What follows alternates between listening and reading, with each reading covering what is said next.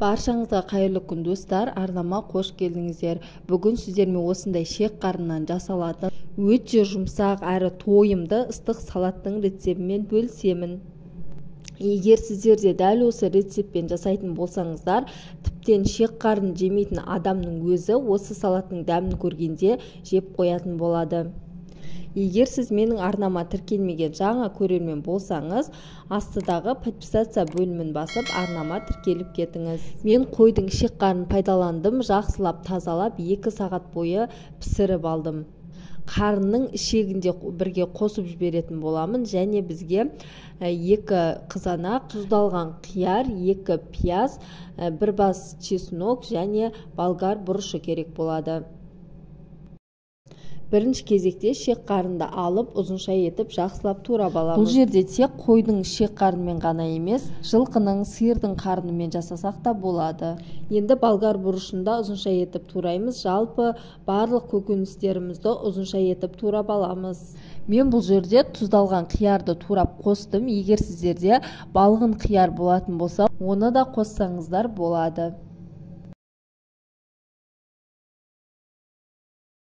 Қызанақты видеода көріп тұрғандарыңыздай жалпақ әрі жұқа етіп турап алдым.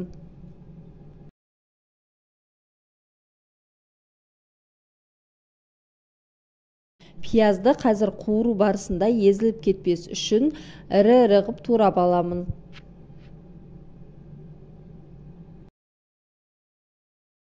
Қызып тұрған табаға майды құйып, піскен шек қарынды бір қуырып алдым. 2 минут шек қарынды қуырып алғаннан кейін осының үстінен ірі етіп туралған пиязды қосып, осыны да бір қуырып аламыз. Пиязы қызарғанша ұзақ уақыт қуырып, үйтіп езілдірудің керегі жоқ. Салаттың арасында пияздарымыз ірі-ірі болып көрініп тұру керек.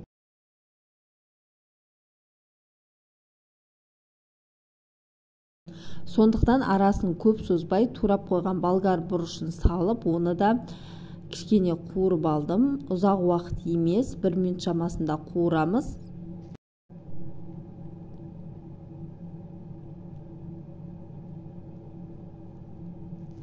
Және дәмін келтіру мақсатында 1 бас чеснокты үстінен қосып жіберіп, кішкене араластырып аламыз. Осы орайда газдың астын өшіріп қоямыз. Және осының үстінен туралған қияр мен қызанағымызды қосып бір араластырып аламыз.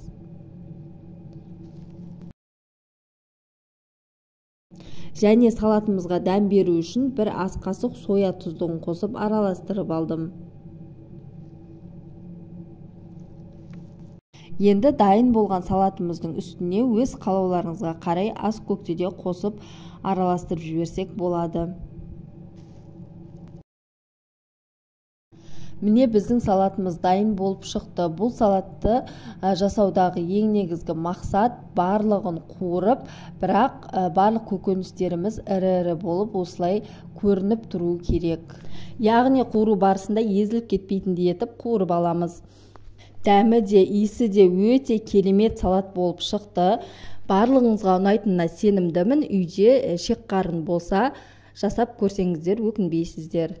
Және астыдағы комментарий бөліміне өз пікірлеріңізді жаза кетіңіздер.